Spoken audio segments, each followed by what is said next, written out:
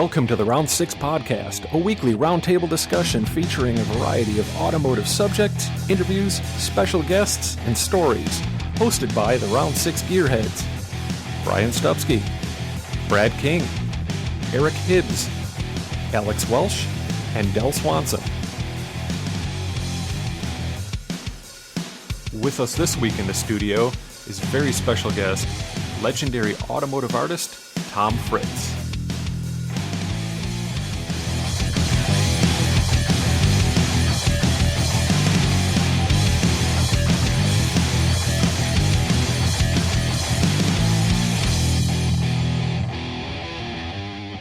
Welcome to the Round Six Podcast.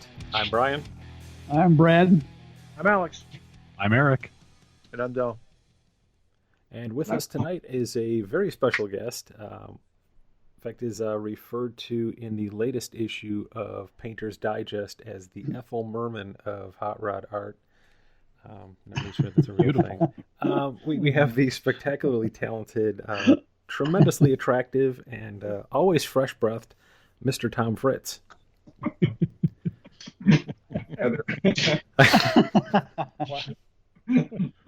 And if he's wearing his Hawaiian shirt, it's complete. It's a complete, perfect podcast. No, it's a yellow T-shirt today, guys. Oh, well, we can Photoshop that. That's not a big deal. Nobody told you it's Hawaiian shirt night. Yes, it's.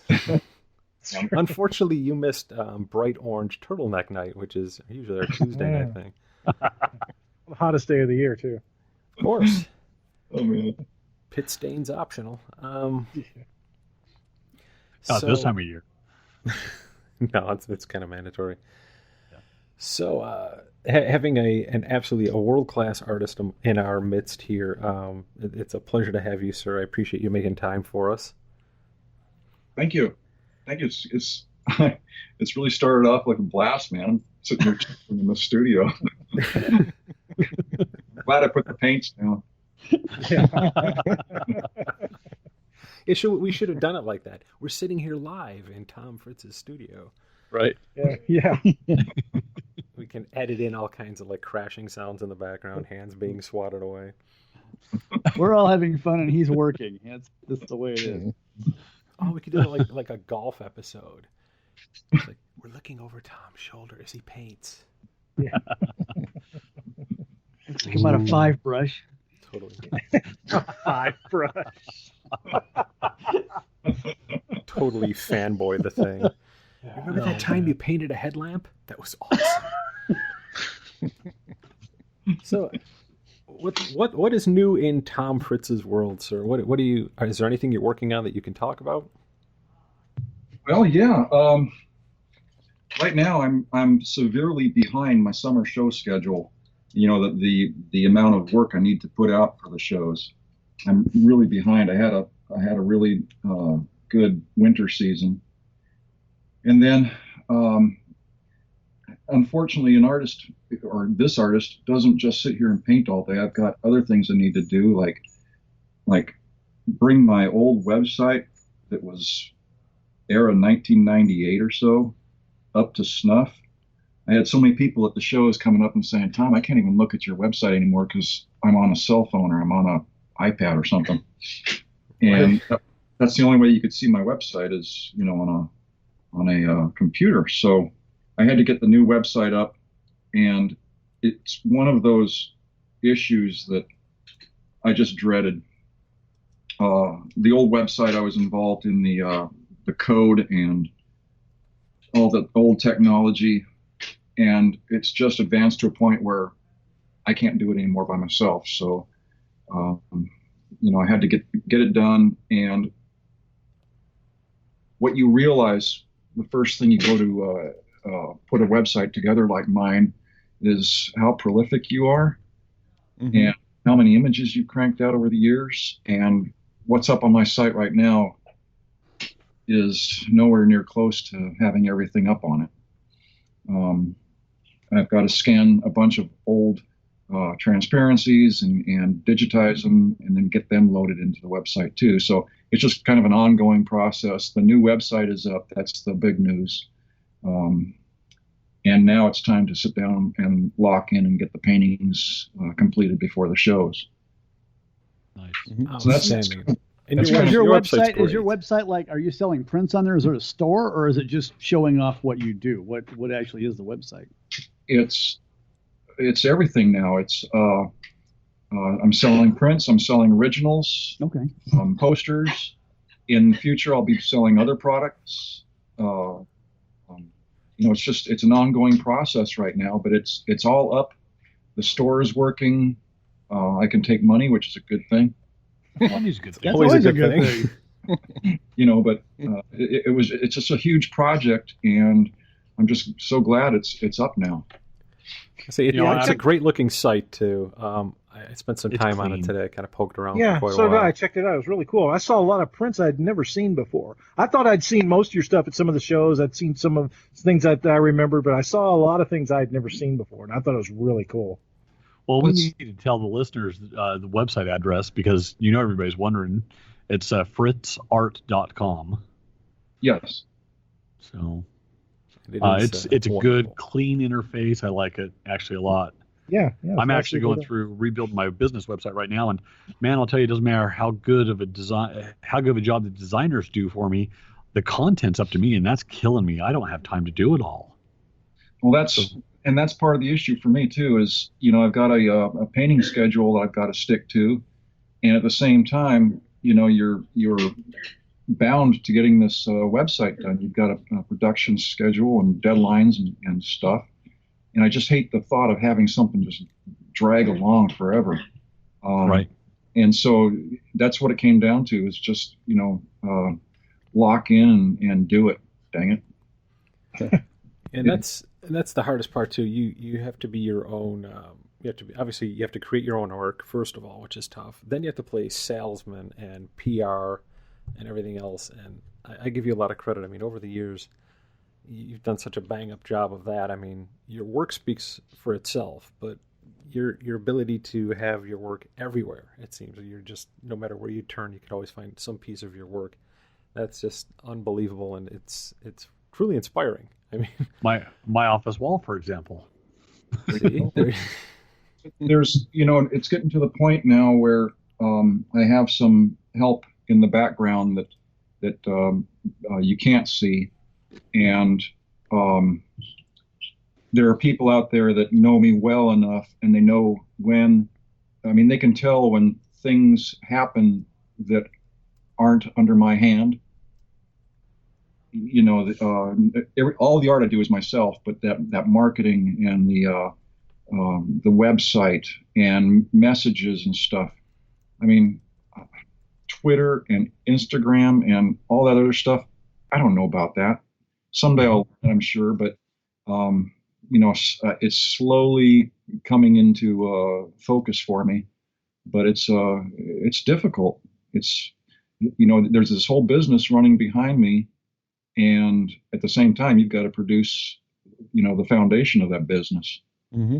Yep. A lot of problems come up when I'm working in one hemisphere of the brain, and suddenly you got to switch those hemispheres. And that's right. The fog of battle, or whatever you want to call it.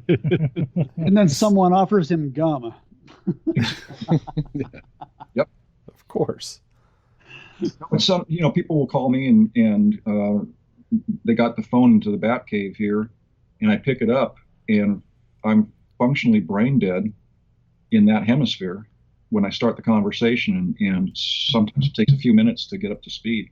But yeah, that's life for me. Boy, do I understand.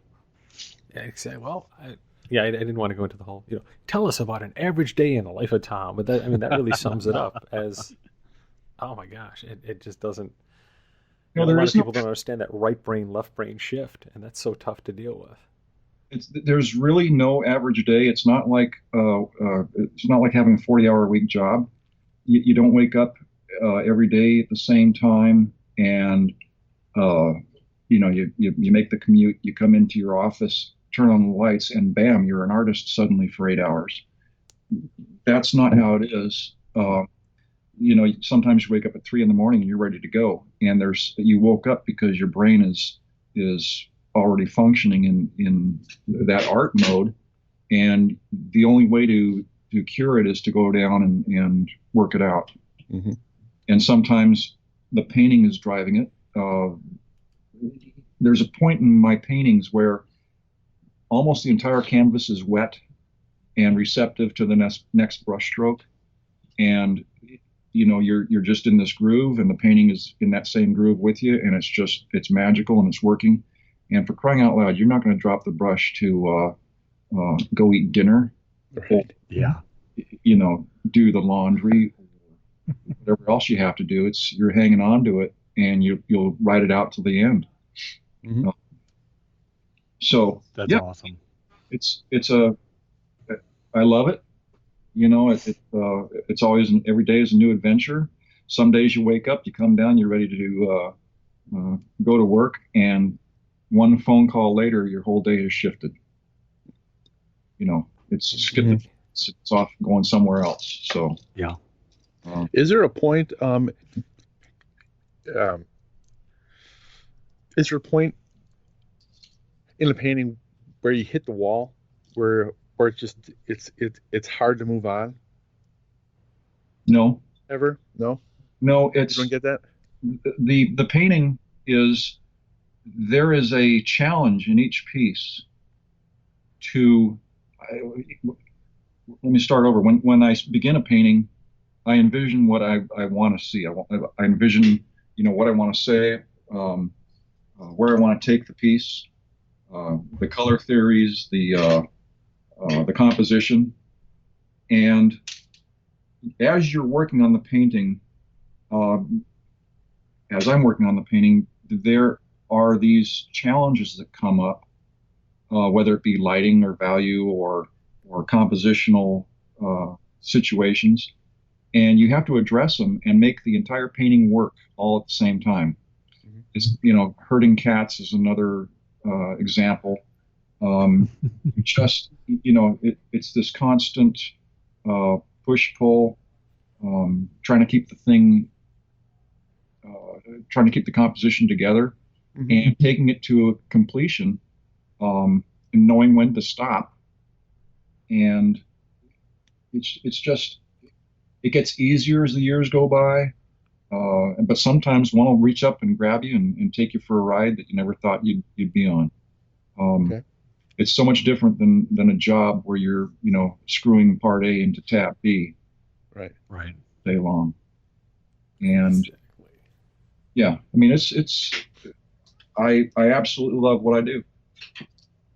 It shows. Cool. It definitely shows. And one of the things, not to jump too far ahead, I was going to try to keep this on some kind of logical train, but one of the things about your paintings, I had read at one point, it might have been even in your biography on your website, it talks about how your paintings are kind of a recollection, almost like a collection of memories, like you're looking at a memory. It has that slightly soft touch to it, where time has kind of gone by, and the lighting is just a little more vivid, and things like almost that. Almost like a good movie. Exactly. You really nail emotion. That. And I think my question there was, what inspired you to kind of approach lighting the way that you do? Was there something at some point that inspired you that way? Was there a certain artist? Or is it just kind of your natural way of looking at it? It kind of developed when I was in school. I took 5 years at Cal State Northridge, wound up with a bachelor's degree. And I had a series of teachers, professors in the art school that what was really neat about it was this was the mid 70s. The school was geared towards abstract expressionism at that time in the fine arts. There were some illustration classes, graphics classes, that sort of thing. But the painting was geared more towards the abstract. And as a student, I knew that I wanted to get out of school and make a living doing this. And so I was more representational, and I wanted the illustration background. And at the time, one of the competitors in my life was Art Center, which was down the road. Mm-hmm. However, the situation was, I was living in my garage in North Hollywood, and a full-time student, and a 30-hour-a-week job that I had. I was tapped out. I was maxed out time-wise, and I could not swing the tuition at the time to go to Art Center. So, you take what you get and make the best out of it. So I went to, I was in the abstract school, taking the classes, the paintings and everything. And I was having issues with everything that I was doing in these classes was not representational. The product was, they were abstractions, and composition, the painting, everything was abstract, and I was having a real hard time grasping that concept. When I got out of school, I took my portfolio around, and luckily I had done enough drawing and representational, figure drawing and a little bit of technical drawing, and I was able to show that I did have that kind of a background. And so I started picking up some jobs, freelance type stuff. In the late 70s, there was a recession, and it hit pretty hard. Where I was geared towards was the Saturday morning cartoon industry in the San Fernando Valley, especially. Really? Yeah, that's where I wanted to, that was a living, to be a layout artist, do the background illustrations, the architectural, room interiors, buildings, exteriors, that sort of thing. They had all the studios were out there: Filmation, Hanna-Barbera, Ruby Spears, of course Disney, and the list goes on. That was where the industry was. And at some point, the union went on strike because all of the work was being shipped to Japan, because the work was getting done for less money. And the situation came up for me to do a little bit of work scabbing for the studios, and that's how I built my portfolio. And when the strike was over and everybody went back to work, there I was with my portfolio, and everybody asked me, how did I get that in my portfolio? And of course, there I was, and no one would take me. So now what do? Well, I got a job finally at ITT Gilfillan, which was a radar manufacturer. See, the whole San Fernando Valley was a huge aerospace manufacturing facility at the time. And my father worked for the Skunk Works at Lockheed. And so anyways, I got this job as a technical illustrator, starting out with a whole set of the rapidograph pens, and I'm drawing battery lugs and screws and nuts on Mylar. And I mean, it paid the bills, but it was the most incredibly boring job. It's soul crushing. I mean, that's tough to do. When I went in for my interview, my boss came in and gave me a what do they call, an orthographic projection of a part, and, top view, side view, front view, that kind of thing. He goes, "Can you draw this part for me in I think it was orthographic projection, which is a 60, 90, 30 degree viewpoint of this part, where you can actually take measurements off of your drawing and build this part. So I did. It took me like 2 seconds after reading the blueprint, and I gave it back to him. He goes, "Oh my gosh," he goes, "this is in perspective too." Well, duh, I'm an artist. Yeah. So I was hired on the spot, and there began my career. Now, when I started there, a lot of the old men that were working in the bullpen with me were actually old animators from the studios. Now, the studios at that time, the strike was just over, but Disney was in its death throes. Animation, traditional animation it was dying, almost dead, until Ralph Bakshi brought out the Wizards and the Five-O Mousekewitz. Remember the little mouse? Right. Yeah, those are kind of what saved, actually got breathed air back into the industry. But these old guys they had been fed up with all the baloney that they were getting out of the studios. And those were the guys that I was working with. And I hooked myself up to them, and I just sat there and bled them dry. I mean, I had guys that were background artists, painters. There was a gentleman from the design studio up in Detroit, was a Center of Creative Services. He was working there. I had a gentleman that was worked for Disney on several of their productions. I learned a whole bunch of neat stuff from them, and my career just went off from there. But how I got into what I'm doing now? Wait a second. Is this a question that you guys asked me? This is Yes. this is incredible. I don't want to stop you. Please No. continue. I'm sorry if I didn't want to hijack your No. deal. Oh no! Oh, no. No, this is You're all it. about you. This is good. You're making our job so easy. Okay. Well, I think Brian just fired me, so. I'm just right now. I'm fascinated. I'm in my happy place. You can get a raise, Eric. This is good. Sweet. I just want, once I start lying, I can't shut up. So,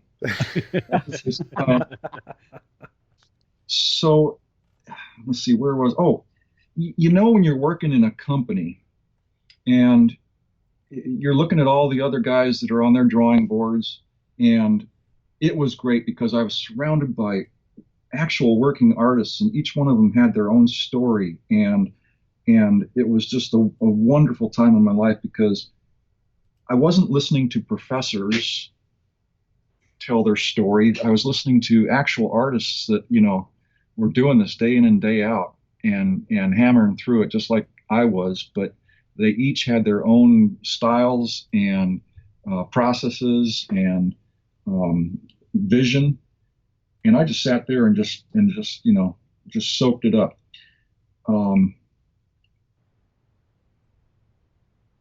But during the day, what happens is you are given these projects, and I loved getting the projects to work on, but what killed the whole industry for me was the middle management politics. That day in, day out agony and strife of these people that are fighting for that corner office with the window. And they're doing it on the backs of the artists who are just there to do the best they can with what they're doing. And the little power plays. I remember at one point in my career, I had 3 managers. I was working for 3 managers, and none of them knew what the other manager was having me do.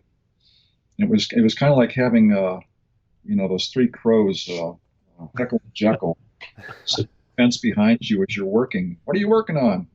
This project. Well, how come you're not working on my project? It's like, I can only do one thing at a time. That sort of thing. And it was just killing it. And I would go home at night, sometimes really frustrated. And in order to make extra money and to support the house and the family that was coming along, I was freelancing all the time. I was doing work for Kaiser Permanente, which is a huge medical entity out here in Southern California. I had other clients, a lot of clients down in Hollywood. I was doing a lot of cartooning at the time also. And it was a lot of, those projects were fun, and they all had their realistic deadlines, and a lot of those deadlines were time crunches. Consider that at the time when you were working back then, we didn't have computers sitting on our desks, so we weren't able to do all of our own typesetting and all of the Photoshop that you want to do and everything to get your project done. If you needed typography, you needed typesetting, you had to order that out, and a service bureau had to messenger it out to your studio at night.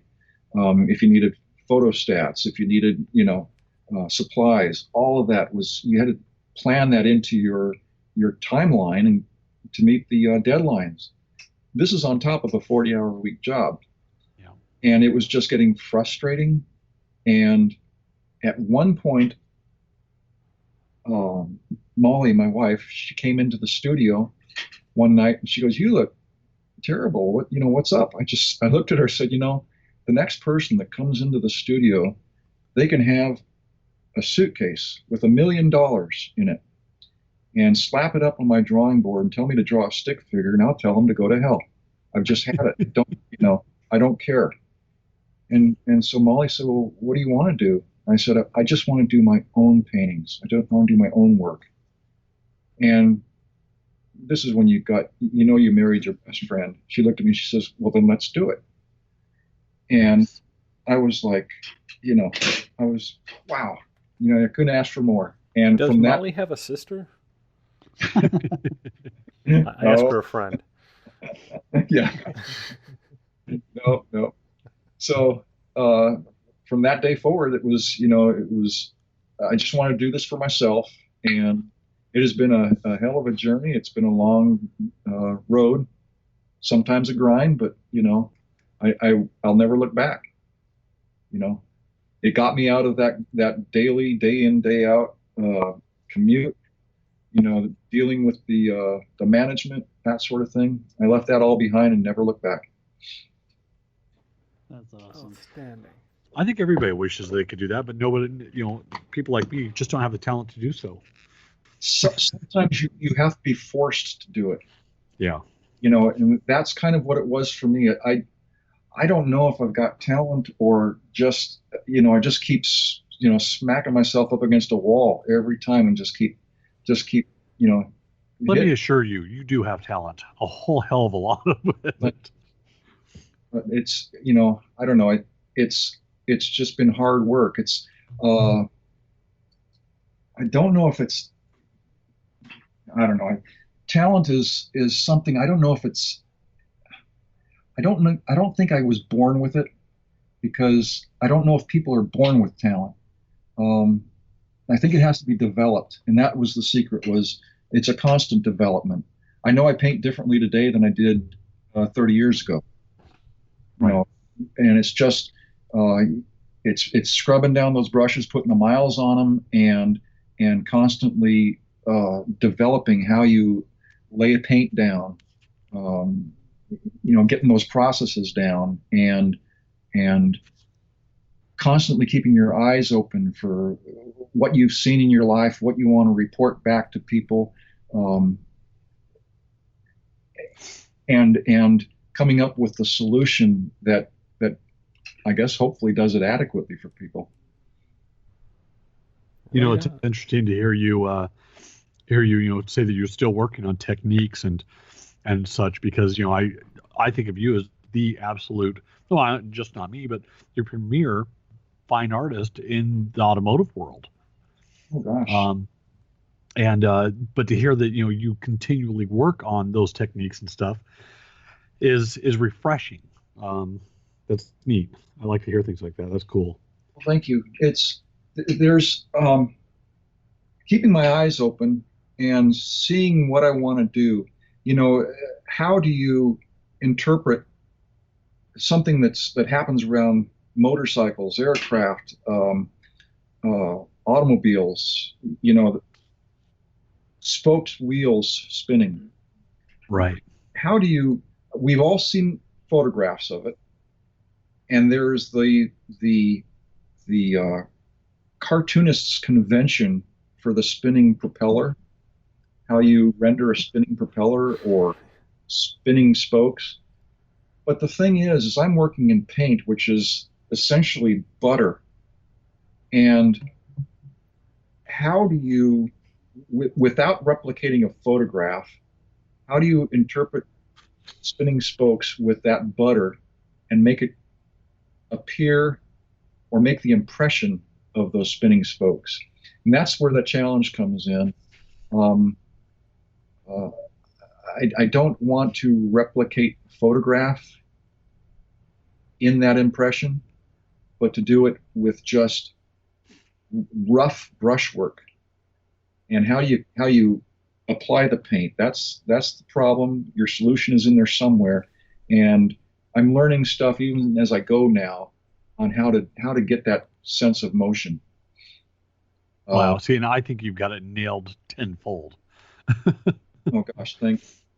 It's one of the things that I love about just studying your work is that you capture something photographs can't. I mean, not don't, but can't. And I said it earlier, there's emotion in every brushstroke, and it shows, and it's amazing. And, photographs will never capture that. So it's, yeah. I love looking at your work. I've been a fan of it for more years than I can remember. Thank you. Now here's this may get really thick or I mean, if I go way off and you got to pull me back in, I'll listen to you and come back. Remember I told you that I was learning all that abstraction, right, and composition, and I work basically in shapes and color and how to activate a canvas just with shape and color. Right. Masses. I still work that way. This is where about 25 years ago, I suddenly had this epiphany, and it all came together for me. Everything that I studied in school that I was resisting, it was inside of me. It had been placed inside of me, and I was drawing on it every day. And once I realized that, I went back and I went back to that tool in my box and pulled it out and embraced it and never went elsewhere. So when I'm working, when you say my stuff doesn't look like a photograph, thank you. I don't want it to be photographic. There's something about a photograph. There's a consistency of vision in a photograph. Right. When you hold a photograph in your hand, that's not how we see the world. When we see the world, when you look at the world outside of a photograph, you focus on various things, points of interest you focus on. Everything else is peripheral, and that's how it should work in a painting. I don't want to have just a reproduction of a photograph. I have to have, I want to make visible that experience of seeing in life. So I can blur edges, I can soften edges, I can make edges hard and focused, and I can lead the eye around. And to me, that's what makes a painting interesting, is leading the eye. And I can do it very easily with paint. I can do it with charcoal. Drawings in charcoal in a painterly fashion. That works for me. It satisfies my eye. But I hope I'm making sense out of this. 100%. Yeah, because it's a lot of people will look at my work and say, well, you don't have every nut in the or on the panel there, or stuff is missing, and there's a reason there's stuff missing. I don't want you to concentrate on it. I could throw it in there. Believe me. I worked in gouache commercially for one of the Fortune 50 aerospace firms. In fact, when I finally quit the defense aerospace arena, I was staff artist for Northrop Grumman. Really? The San There you go, Alex. Yeah, it's my company. I still work for them. 28 years. Okay. There were some. I mean, I loved the job. Here's another thing. Working in defense as a male that grew up in the San Fernando Valley, late 50s through the 60s and 70s. I mean, that was so cool. My dad was Lockheed. He worked on the SR-71, the U-2. Wow. And later on, I found out because he held his secrets till the day he died so well, but I found out that he was involved on the stealth fighter. Right on. Really? The reason was, at one point, before we knew what the stealth bomber, the B-2, and the F-117 were, one of the projects I was working on for Northrop needed an illustration of a stealth fighter. And I didn't know, the artists that I knew in the industry thought that the stealth fighter would look very similar to the SR-71 because that was the stealthiest plane that we had at the time. That's right. And that is kind of what my illustration looked like. And my pop came over one day to the studio and he saw this thing on the drawing board and he stood there looking at it. And This is so cool. he looks at it and he goes, "What's that?" I said, "That's the stealth fighter."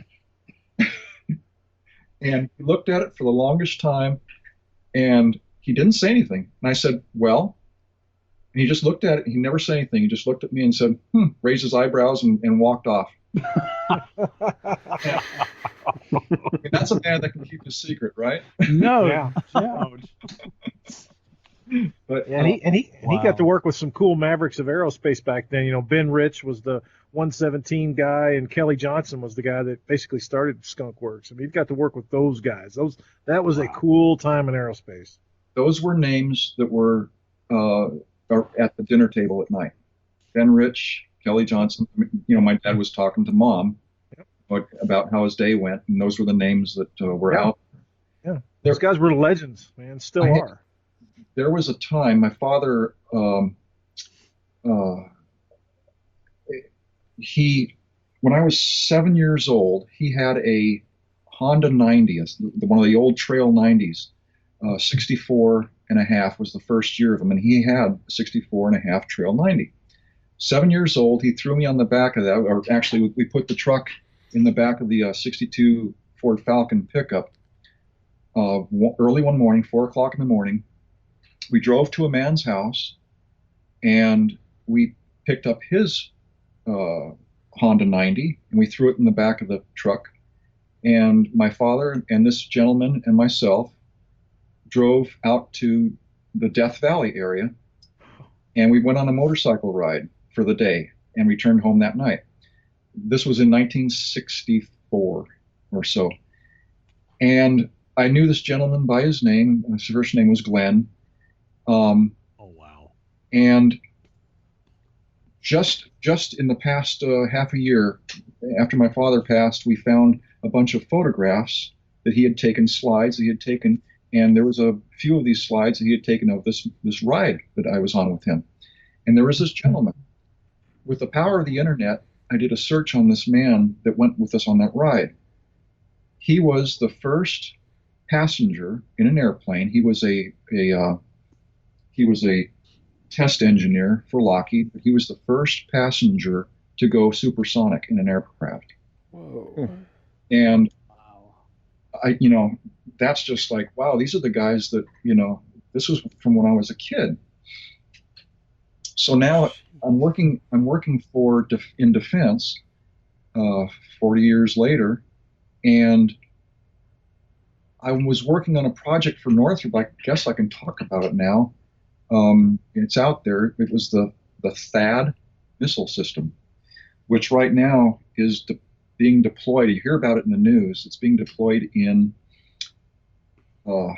Japan and up in the Korea area. And this is the missile system that is used to take out missiles that are incoming.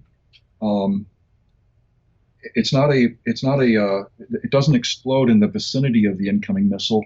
It's like a bullet hitting a bullet right on. Yeah. It destroys the incoming with kinetic energy. Wow. I was working on that, back in the 90s. And this was when computers were not as powerful as they are now. And it was a totally black operation. It was just like the coolest thing. I did a lot of artwork for it because at the time, a lot of engineers didn't know what the word network was. And I had to know what network was so I could illustrate it and do these paintings. I was doing these large paintings that were like you'd see them in a National Geographic, describing how this missile system worked. Wow. The artwork was being shipped around to all the other companies. Lockheed was another player in that. I worked on a program for the Army, and you see the soldiers, how they're dressed today. I was involved in how the way the soldiers dress. I was doing these drawings, kind of from skin out, on how the uniforms were placed on a soldier. No kidding. The technology that was going into these things. It was it was like being a big kid, because as a kid, I drew, on your desk you draw tanks and planes and ships and the stuff you get in trouble for at school, As a kid, huh? As a kid, Yeah. I'm still doing that. Well, yeah. I mean, some of us move on, but I mean, it was just the coolest thing, But so when I was a kid, growing up in the San Fernando Valley, my father was born and raised in Southern California. He had a 41 Ford when he went to USC, and he had it slightly hot rodded, customized at the time. And I have a few pictures of him standing next to that car. And when I was a very small child, we had a 50 Ford Woody wagon and a 56 Chevy two-door sedan. Later a 63 Bel Air wagon. I mean, those are all cool cars. And my dad always was working on them in the garage. I remember him picking me up and holding me in his arms, looking into the engine bay of the 56. He had the 235 6-cylinder in it. He had the valve covers off, and the engine was running. And he'd lean over and blip the throttle so I could watch the valve train blur. Mm-hmm. And stuff like that. I mean, he was always out there. I remember the burn of cleaning solvent on my hands because I always helped him wash the parts and rebuilding the carburetors, and on the motorcycles he was always working on those and taking me for rides on. That was just the thing that we did. When I was 13, in that range, there was this plastic model at the store that was the invisible V8 engine. Oh man, yes. Nice. Just a quick head count. Who here has built that? Oh yes. I'm raising my hand.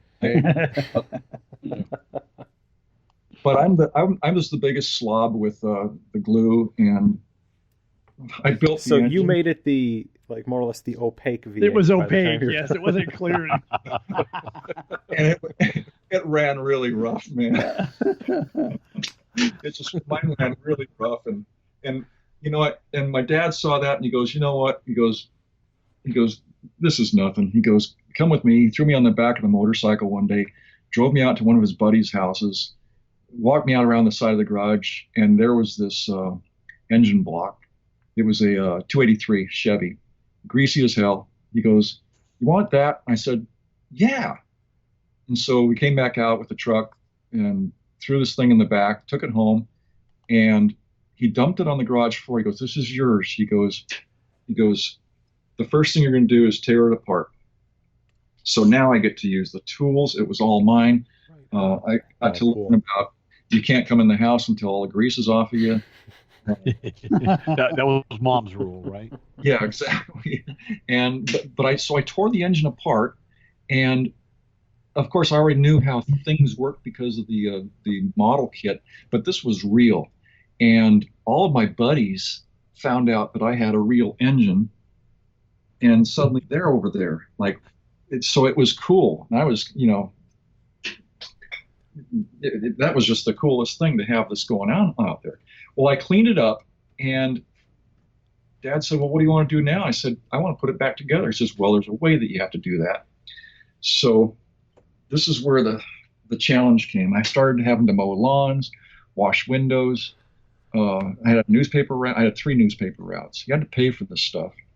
First thing, get that block hot tanked and magnafluxed. Took it down, hot tank, $25, magnaflux, I think it was $10 or something like that. My block was cracked. Oh man. So, and I just kicked out $35 for this. And I was crestfallen. And Dad says, "Well," he goes, "got to get you another block." So back in the truck, out to Marv's all Chevy only. Fighting the junkyard dogs on a Saturday morning, got out, pulled out another 283. This one was out of a 65 Corvette, I believe, and brought it home. Same thing, hot tank magnaflux, the block is okay, and then on we went. At the time, I remember I wanted it to go into an engine stand, and if you remember, you looked in the hot rod magazines in the back. There was always one of those, the engine stand.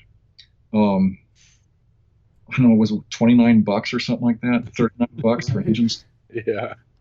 I was a 12-year-old kid, and I couldn't afford that, but I could afford the iron. There you go. Dad brought home a bunch of iron and some hacksaw blades, and he helped me. That's where I learned to weld. I welded together this engine stand for this engine block. That engine and the engine stand are still in my garage. Awesome. Wow. That is great. That's awesome. So Lasted quite a bit longer than the ones made in China, huh? Do you have a plan to put that engine in anything, or is this just going to be kind of your own personal time capsule that you hold on to? Oh yeah, no. Here was my plan, and it's still my plan, and of course life has gotten in the way of it, but it's still my dream. Carcraft magazine, back then in that era, early 70s, about maybe 70, 71, Dick Scritchfield published a book on building your T bucket roadster. And I still have that magazine. It's out, I still have it. I showed it to Jake Jacobs when he was out here, and he was laughing. But that was my plan. Dad threw me on the back of the old Honda, the 175 Honda. We went out to the Burbank area to Cal Automotive Glass at the time, and I saw that I wanted a 23, the fiberglass 23T bucket with the pickup, the short pickup bed on it. Yeah. And that was my plan. Well, by this time I was 14 years old. I had my engine. It's still built. It's in the stand. And now the thing was to get the iron for the frame and to weld it up in the garage. And you're 14 now. You're in junior high, and I could not get enough money to get the project going. And by the time I was getting closer to getting the money, I was now 15, and I needed some wheels fast. And I had $400 one day, and I went out and I got myself a 56 GMC half-ton pickup, which is beside the house out here under a tarp right now, but I still got it. I rebuilt it as best I could back then. I drove it until I was in my early 20s. I drove it everywhere. Um, and so now I have two projects that I can't get to. And uh, my grandparents lived in Tujunga, which is a part of the San Fernando Valley. And ever since I was growing up, they had a 1954 two-door Del Rey coupe and Chevy. And when grandfather passed away in the late 90s, my father and his brother went up. They didn't want the car. They put the word out to all of the males in the family, starting from the oldest to the youngest. I'm the youngest. Did anybody want the old 54? And it was all turned down until I raised my hand. And the 54 is now in my garage waiting for its turn. So there's my kind of my background. You know, I love these old cars. They all have history to me. I rebuilt the truck. I rode in the 54 when I was 7 years old. I mean, these have been in my life. And now you understand that I'm this guy that has this passion for engines and gasoline and oil and fixing and repairing and, you know, the whole thing. But now you have this passion and you're an artist, and all the time you were around these cars, your dad was taking you to Saugus Speedway on Saturday nights and taking you to all these automotive motorcycle events. And there was this one character at Saugus Speedway. He was an artist, and he had his little table, his little card table set up every Saturday night, and he was doing drawings of the cars, the stock cars that raced at Saugus. And we would walk by, and I would look at that, and I was like, that I would love to be doing that. That, you know, I'm sure I can find out the artist's name, but that was kind of like a little spark plug for me. You know, here was an artist that was selling his art of the cars of this thing that we all loved. So it just, you can see how this big ball just keeps building. It's, you know, this passion with these layers on it. It's kind of like how a jawbreaker is made, you know, just another layer on top of it. Yeah. And now you're a painter, you're an artist, you've got some skills behind you. You're searching for your sense of imagery. You know, what is it that you're going to focus on? What makes you want to paint a painting? And I had all of these experiences and this passion and this impetus to put something out there on canvas or paper or whatever, is just make that mark, whatever it might be. And that's where it came from. When I sat down finally to do what I wanted to do, this was the actual starting point, I guess. I was in my garage, and I was redoing the brakes on the old truck. My next door neighbor comes down the hill. He was an older man. He pulls up a milk crate, and I was working on the front brake drums, and we were talking about brakes. And I mentioned something, I forgot what it was, and he goes, that's been around for a while. I said, really? I said, I didn't know it was around for that long. He goes, oh no. He says, that's been around for a while. In fact, we used to have that set up when we raced. Now, this was something I didn't know about my neighbor. I said, you raced? I said, where did you race? He goes, out on the dry lakes. And this was in the early 80s. And this predated Don Montgomery's books on the dry lakes races, or it was just about the same time that Don was coming out with his books. And I had heard about this from my father. He had taken me out to El Mirage a couple times, and I never made the connection. And suddenly something clicked in my head. I said, you race? He goes, yeah. He goes, just a second, I'll go get my shoebox. So I went back to his garage, came back down, and opened up his shoebox, and in there were all these photographs that were taken, black and white photographs that were taken of the dry lakes by himself and his brother, and they were the photos back then were kind of traded like baseball cards were. Huh. If you were racing out there, you had to have your buddies' photos, and so you collected these things. And I was just dumbstruck. I was like, I was floored. And I knew at that moment that I had to capture the emotions that I was seeing. There was this whole that era, the emotive quality that I was getting from these. It was evocative. I had to put this down, and that's when I started my first paintings of the early days of hot rodding. And it kind of just took off from there, and I never looked back. It was the way that that was my ticket to getting out of the day job in defense.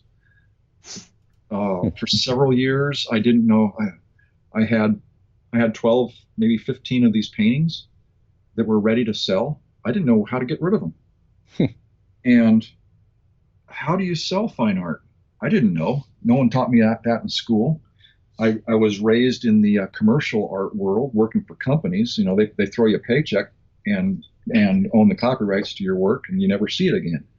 So how do you sell this stuff? I didn't know. I went to the bookstore. I found a book called The Artist's Market.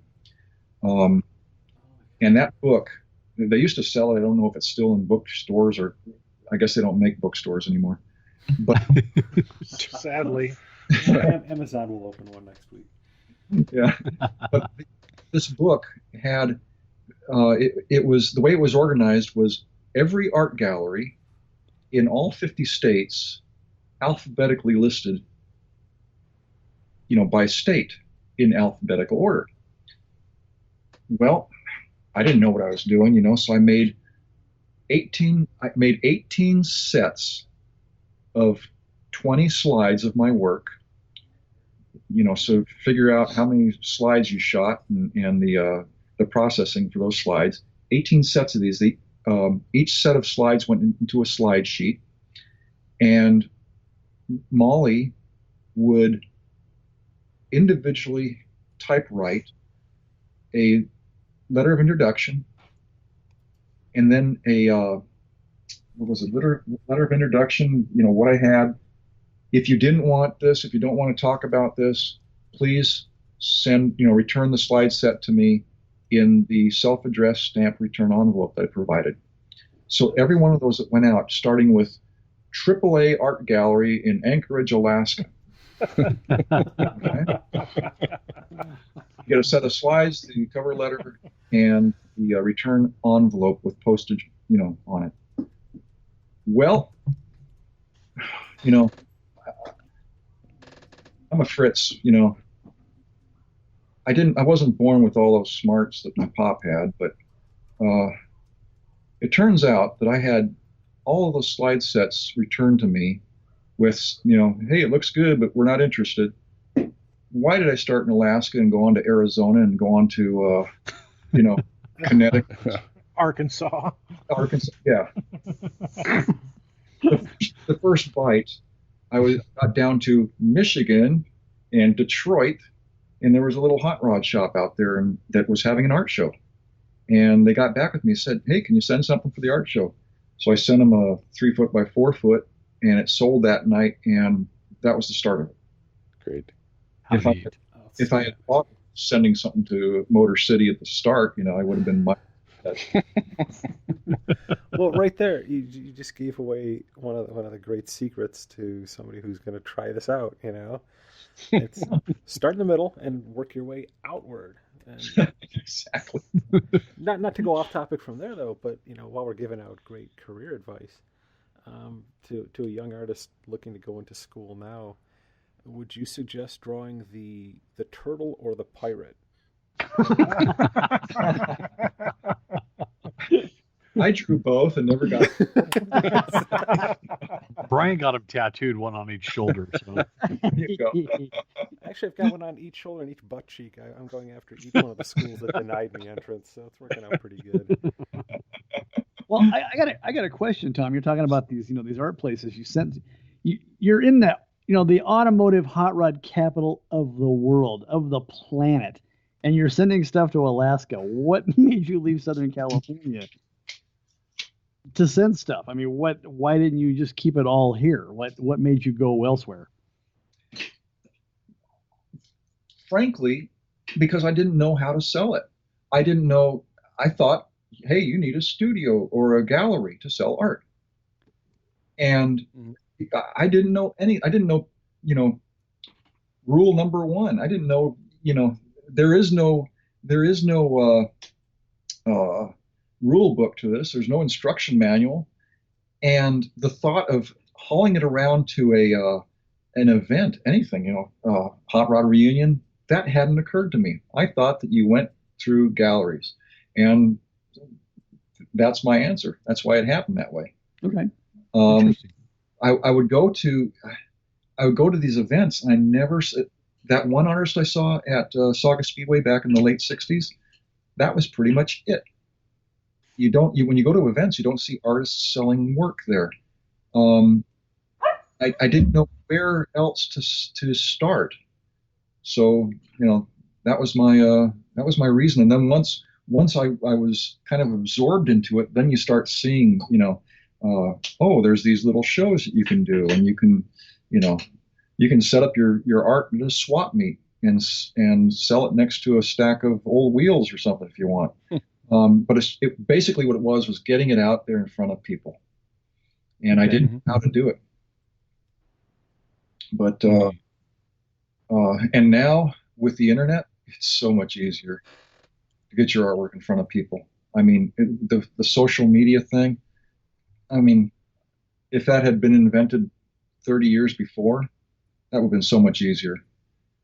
yeah. Oh, I got to tell you, for a hack like me, it was a godsend. Nothing beats being able to toot your own horn and just kind of throw things in front of a captive audience every day. Yeah. I had, 20 sets of slides. That's 20 times 20. That's 400 slides. And each time it went out, the postage on a return envelope for those things doubled the cost. It was incredible. But I guess that's paying your dues. And I think that although doing it the way I did it isn't the way to do it anymore, I think that the same difficulties have kind of transferred themselves.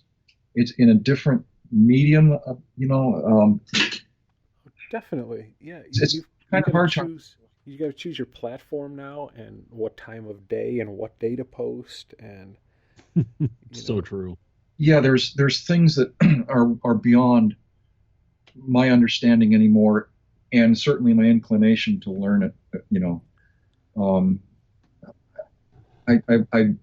I just want to paint more. I don't want to learn code again, or there's things that I've learned. When the one thing about this computer technology and the constant updating and the you got to keep on top of it, or you get very, very rusty. And I know a lot of the younger guys out there are probably shaking their head at me, but it's just the way that's my experience here. No, I agree. I both love and hate computers. Oh, there's days I could throw this thing in the dumpster. Yeah. Like right now. Hey. Well, speaking of learning here, I really admire you because if anyone has a question about how you do things or your process, you're always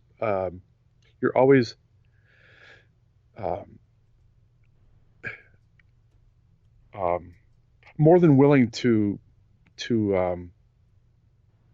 tell them how how you do things or explain your process, which is the mark of of a great artist and a person who is comfortable in their own skin and their own abilities. And I have to, I have to give you kudos for that. Well, thank you. Yeah, there's it's really cool to be at a show and to have the artists come up. Yeah, I can always tell when an artist comes up to me. Usually they put their nose right up to the canvas. It's the civilians walk by and they're 4 feet away and going, wow, is that the way you do it? But the artists, wham, they're right up against it. I think Tom had to warn me that it was still wet. At least he warned you. Don't lick it. Yeah, don't lick it. There's lead paint in there. Oh, this could explain a lot then. Hang on. It's really, it's kind of fun to, when I get in these discussions about art at a show, I mean, the rest of the universe be damned, because, I mean, if there can be somebody standing over there, hey, I want to buy this, and I'm in that mode, and, you're either going to have to sit there and struggle through me with my insanity, but, I go off in a different plane. I love that. I've had students from Art Center come over, and we're discussing color theory at a show, and they're looking at colors, and I'm breaking it down for them, and I'm asking, what do you see there? What color is that? And they're describing it. And then it's always fun to isolate the color and show them exactly what the color is with nothing surrounding it, no juxtaposition going on. And to see that amazement, a lot of that is intuitive for me, but it's fun for me to it's kind of like teaching them, or you can see them absorbing. They're doing the same thing that we all do, is trying to make sense of what you're looking at and grasp it, and then relate that to someone else. Even just that small little with the speck of other color in the highlight, and I'll let you explain it, but that was just mind blowing to me. Oh, or I'm playing with your rods and cones in your eyes? Yes, it's incredible. But all that was just my interpretation of what's going on in your eyeball. Let's see if I can start here. Back in the late 60s, remember blacklight posters? Mm-hmm. Right. Okay. There was I've seen these before. There was a certain blacklight poster, or there were many of them, and they were made up of 2 colors. One it was like a red-orange and a kind of a lime green, and these were the fluorescent colors. And what was this particular poster, when you looked at it, your eyeball would vibrate. It was the most irritating thing to look at. Oh, you've never seen me getting out of the shower then. Here was the thing. The word, I remembered that eyeball irritation. And when, as I'm working with the color in my painting, I started noticing that if you work 2 contrasting colors, diametrically opposed on the color wheel, of the same value, which is generally the best, the closest you're going to get would be a red and a green. Mm-hmm. A yellow and a violet, there's a difference, they're worlds apart in terms of value. Mm-hmm. Blue and orange can get closer. Mm-hmm. The red and the green are they're almost right there. And I was thinking, when I look at a specular highlight on a vehicle, or if I quickly look at the sun, which I recommend doing, there's something going on when you look at it. I'm not looking at a blast of a big pile of white paint. That's not what I'm seeing. I can look at white paint all day, but when I look at that specular highlight, I can't look at it very long because it's irritating to my eye. When I realized that, how can I irritate my eye with paint? And I started playing with it, and it's not only the zinger color, but it's everything that you put around that zinger. I mean, it's Most of us would have just stabbed ourselves in the eye with a paintbrush.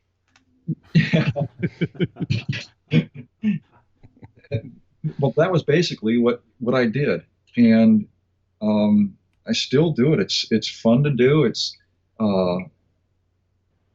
you know, I don't want it to be, the go-to. Sometimes various artists, you look at their work and there's always the one thing that nails it for you. It's like, yep, that's that artist, Mm-hmm. Right. I don't want to be that, but I use it sparingly and when it needs to be used. But that's how it works. I've done other things in other paintings. I love the feeling of light coming from within the painting out at you. Mm-hmm. And basically, all I'm working with are tubes of color. You can buy them off of the shelf. You can squeeze them out, and all they do is they reflect light back at you. There's no light coming from within those colors in that tube, but it's how you put them down and what colors you put up against other colors that make that quality come out of the painting. And I always enjoy that. There's other artists out there. I mean, there's colorists out there that do amazing work. There's lots of artists out there. This is true, but you represent us. You're the hot rod guy. See, so that's and I'm probably speaking for all the guys.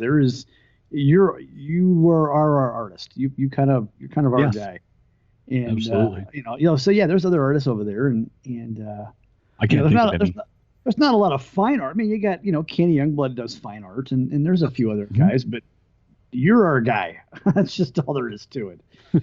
There's a lot of, I mean, it's a big world out there, and there's a lot of stuff to report on. And yes, Kenny he's an old friend of mine. He was there early on when I was looking for how to get this thing going. He helped out quite a bit. Steve Stanford is a true gentleman too. Mm-hmm. Absolutely. His talent and his vision is just remarkable. And there's others out there. I hate to start getting into a long list of them because what happens is I leave somebody out, and the next thing I know, I'm getting smacked up at a show somewhere. Right. Yeah, we don't want that to happen. That's No. We got your back. we'll be there. We'll stab somebody in get the eye in there with a brawl paintbrush. for you. No, I know what you mean, though. Thank you. So, Tom, I wanted to ask one other question about, kind of your the era that you paint in, because growing up through the '60s and '70s, it's when fad tees were everything. Mm-hmm. Your art is, from most of what I've seen, the hot rod art at least, and most of the motorcycle art is all like just post-war. So was that as much just kind of your dad's style of car, or was that just what you were passionate about? Where does that all come into play? A few things. It's the start, and it was the history of it. When you have to understand something, for an artist, especially for me, I like to paint things that are not handy. They're not there every day.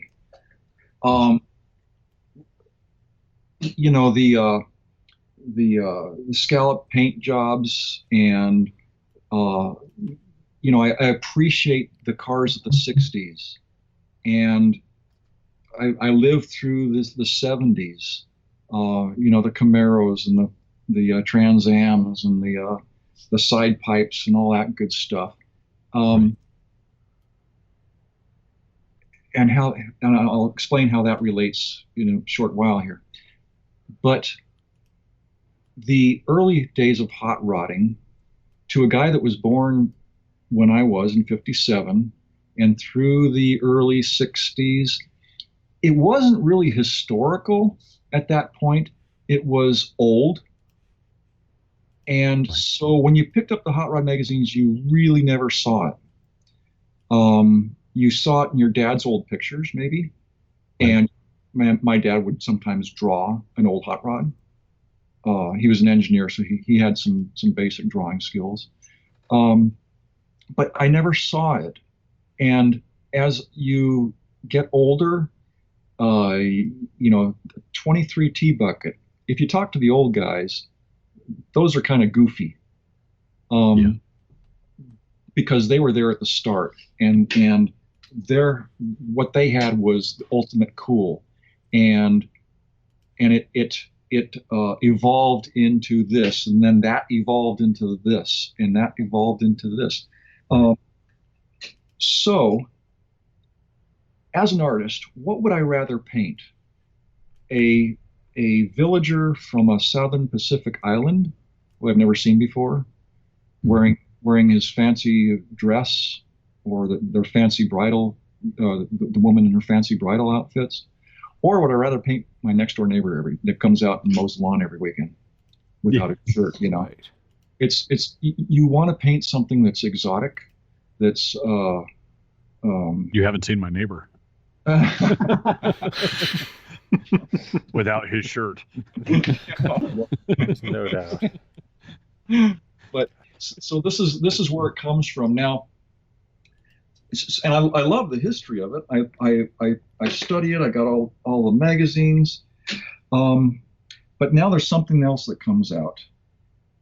As a kid developing, when I would go to the races, I was kind of the goofball. I was the nerd. I was the dork, the spaz, And I'll bet you didn't see that coming. Be sure to join us for part 2 of this dynamic episode with automotive artist Tom Fritz when the Round 6 podcast picks up next week. Thanks again for listening, and if you've enjoyed this episode, please head over to iTunes and feel free to subscribe, rate, and review our podcast if you would. Also, be sure to keep in touch with us on our website at www.round6pod.com.